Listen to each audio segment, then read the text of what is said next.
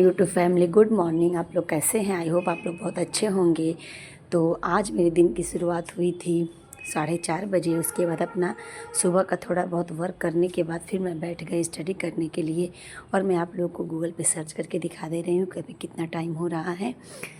तो बस अभी हो रहे हैं 4:51 और मेरे स्टडी की शुरुआत हो चुकी है। और बस आज का सफ़र यहीं से शुरू होता है। और सब रोज़ की तरह सबसे पहले मेरा ये काम होता है कि मैं सबसे पहले अपना टाइमर सेट करती हूँ और उसके बाद फिर मैं नोट्स बनाती हूँ ताकि मेरी नींद अच्छे से खुल जाए। ये मेरा रोज़ का रूटीन है, नहीं तो फिर वही नींद आने लगती है। अगर सीधा पढ़ने के लिए बैठ जाए तो नींद आने लगती है। तो बस अभी मैं सरस्वती माता का वंदना करूँगी। सबसे पहले मेरा यही रूटीन होता है कि मैं माता सरस्वती को याद करती हूँ कि हे शारदे माँ, मेरी जितनी मूर्खता है, मेरे अंदर जितनी भी अवगुण है सब दूर करिए और आप मुझे विद्या प्रदान करिए और मुझे अपने जीवन में हर वो कर्म करने की शक्ति दीजिए जिससे मैं अच्छे कर्म कर पाऊँ और किसी का उससे भला कर पाऊँ। और जो भी मेरे अंदर अज्ञानता है उसे दूर कर दीजिए। तो बस इसी के साथ अभी मैं थोड़े बहुत नोट्स बना चुकी हूँ और अब मैं नीति शतकम पढ़ रही हूँ। इसमें मेरा परोपकार पद्धति स्टार्ट हो गया है। परोपकार पद्धति को मैं देख रही थी और परोपकार पद्धति में 10 श्लोक हैं, तो उसे मैं 2 दिन में या फिर 1 दिन में ही ख़त्म कर दूँगी। टारगेट तो 1 दिन का ही रहेगा कि 10 श्लोक 1 दिन में ख़त्म कर दूँ, लेकिन इतनी हड़बड़ाहट के साथ पढ़ने में भी उसकी अर्थ और व्याख्या तो समझ में आ जाएगी, लेकिन उसके जो भी टॉपिक हैं यानी उसकी मीनिंग है अच्छे से दिमाग में नहीं बैठ पाएगा। तो इसलिए मैं कोशिश करती हूँ कि 5-6 श्लोक 1 दिन में लेके चलूँ ताकि मुझे अच्छे से समझ में आ पाए और मैं उसे दोबारा भी रिवीजन कर पाऊँ। और फिर उसके बाद अभी फिर मेरी कुछ देर पढ़ने के बाद फिर मैं अपना नोट्स बनाने लगी और 1 घंटे मैंने नीति शतकम पढ़ा और 1.25 घंटे लगभग मैं नोट्स बनाई हूँ।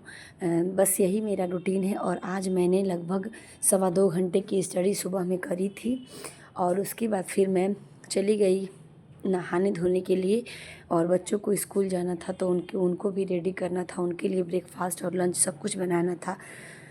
तो बस उसके बाद सारा यहाँ का अपना स्टडी करने के बाद फिर मैं चली गई बच्चों के लिए तैयारी करने के लिए। तो बस यही हमारा रूटीन है जिसे हम फॉलो करते हैं और लगभग 6 से 7 घंटे की स्टडी हमारी कंप्लीट हो जाती है। तो बस वही है, आप लोग भी अपने स्टडी को ऐसे ही कंटिन्यू किया करिए। तो अभी आप देख सकते हैं कि 7:09 हो रहे हैं और 2 घंटे 7 मिनट की स्टडी मैंने कर ली है। तो 2 घंटे 7 मिनट की स्टडी करने के बाद अब मैंने सारा काम वाले बेटे को तो चाचा लेके चले गए छोड़ने के लिए और इनको मैं छोड़ने जा रही हूँ क्योंकि दोनों लोगों का टाइमिंग सेम टाइमिंग है। तो जिस दिन थोड़ा पहले मेरा काम ख़त्म हो जाता है उस दिन मैं दोनों बच्चों को छोड़ देती हूँ, लेकिन थोड़ा आज मुझे लेट हो गया तो इसीलिए इनके चाचा चले गए छोड़ने के लिए और अब मैं इनको ले जा रही हूँ छोड़ने के लिए। दोनों मेरे अलग अलग स्कूल में पढ़ते हैं। तो अभी मैं अपनी स्कूटी को स्टार्ट कर ले रही हूँ और फिर अब मैं लेके जाऊँगी। और अब मैं आ गई हूँ उनको छोड़ के और मैंने सबको ब्रेकफास्ट दे दिया, मैं भी ब्रेकफास्ट कर ली और अब बज गए हैं 9:39 और फिर से मेरी स्टडी का ये सेकेंड सेशन स्टार्ट हो चुका है। कारक पढ़ने के लिए तो अभी मैं सेकंड सेशन में कारक अपना पढ़ाई करूँगी, क्योंकि रोज़ सर एक एक श्लोक और एक एक कारक की जो सूत्र हैं उसे रोज़ एक एक दो दो सूत्र पढ़ाते हैं। तो वैसे मैं भी उसको करती जाती हूँ। तो मेरा तृतीय विभक्ति चल रही है, तो बस यही है। अभी उसमें कुछ सूत्र थे तो उसी को मैं यहाँ पे नोट्स बना चुकी हूँ। मेरा सारा जो है रिवीजन ही चल रहा है, क्योंकि एक बार पढ़ने में नहीं समझ में आता है। और अभी मैं जा रही हूँ बाबू को लेने के लिए, तो बस बाबू को लेके आ जाऊँगी तो उसके बाद फिर मैं लंच बनाऊंगी, फिर जाऊंगी बड़े वाले बेटे को लेने के लिए। तो बस यही मेरा रूटीन होता है। और मैं 11:45 बजे तक अपना स्टडी की हूँ सुबह में, मतलब अभी बाबू को लेने से पहले, क्योंकि 12 बजे उसकी छुट्टी होती है। तो अभी हमारे यहाँ सब लोग लंच कर चुके हैं और ये मेरा जो है थर्ड सेशन है। तो अभी बज रहे हैं 2:30 और बेटा बाबू को सुलाने के बाद और बड़ा वाला बेटा मेरा अपना वर्क कर रहा है और मैं यहाँ पे अपना स्टडी करने के लिए बैठ गई हूँ। और अभी मेरा है टाइमिंग है संधि का, तो मैं यहाँ पे संधि पढ़ रही हूँ। बस इसी का रिवीजन, यहाँ पे भी मेरा सब रिवीजन ही चल रहा है। यहाँ पे मैं संधि का भी रिवीजन ही कर रही हूँ। तो बस जल्दी जल्दी रिवीजन कंप्लीट हो जाए तो फिर इससे जितने सारे क्वेश्चन हैं उसको मैं कंप्लीट करूँगी। तो बस यही है हमारी स्टडी का टाइमिंग, एक हाउसवाइफ़ की यही ज़िंदगी। क्योंकि घर में रह के और सारा काम देखते हुए अपनी स्टडी को कर पाना बहुत मुश्किल है। मैं आप लोगों से ये चीज़ रोज़ बोलती हूँ कि बहुत मुश्किल है। तो बस यूँ ही है, सफ़र चलता जाए और हमें हमारी जितनी भी हमारी मनोकामना है वो पूरी हो जाए। इस नए साल में हमें भी हमारी एक सीट मिल जाए। और अभी रात हो चुके हैं और अब मैं आ गई हूँ खाना बनाने के लिए। मैंने 3 सेशन कंप्लीट कर लिया है। अभी मैं सब्ज़ी बनाने के बाद अपने चौथे सेशन पे बैठूँगी।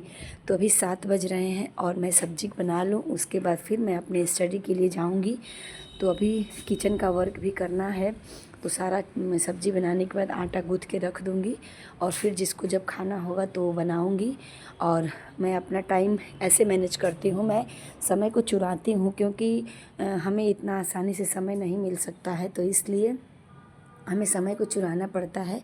और फिर मेरा ये है चौथा सेशन और फिर मैं बैठ गई हूँ अपनी स्टडी करने के लिए। तो बस यही मेरा है रूटीन, यही मेरा समय। और आप लोग जितनी भी महिला हैं, बस मैं आप लोगों से यही कहूँगी कि अभी आप 2 महीने मैक्सिमम आपके पास बचा हुआ है, तो आप अपना पूरा फोकस अपने टॉपिक पे दीजिए, अपने आप पे करिए। जितना टाइम आपको मिलता है आप उतना टाइम पढ़िए, क्योंकि अगर आप अपने लिए समय नहीं निकालेंगी तो समय मिल पाना बहुत मुश्किल है। कि एक हाउसवाइफ़ की ज़िंदगी में बहुत सारे काम होते हैं, बस ये पढ़ना ही काम नहीं होता है। बच्चों को देखना, फैमिली को देखना, और जो लोग फैमिली के साथ रहते हैं उनको तो बहुत मुश्किल है। तो आप लोग अपने जो भी आपका टारगेट है उस पर फोकस करिए और अपनी स्टडी को करिए, बिल्कुल डिमोटिवेट मत होइए। क्योंकि अगर आप कुछ दिन ऐसे कर लेंगे पढ़ाई तो आपका मन खुद ही लगने लगेगा। अगर आप एक बार मन हटा लेंगे तो फिर आपका मन नहीं लगेगा। तो मैं आप लोगों से यही कहूँगी कि आप लोग अपना मन लगाइए। चाहे जैसे आप मोबाइल देखते हैं तो मोबाइल देखने में आपका मन बहुत अच्छे से लग जाता है, तो उसको आप थोड़ा सा उससे दूरी बनाइए और अपने लिए समय निकालिए। अपने आप को सही करने में, अपने आप को साबित करने में कि मैं भी कर सकती हूँ, इसमें समय दीजिए। क्योंकि एक ऐसी बात नहीं है, आजकल हाउसवाइफ़ हर क्षेत्र में आगे हैं।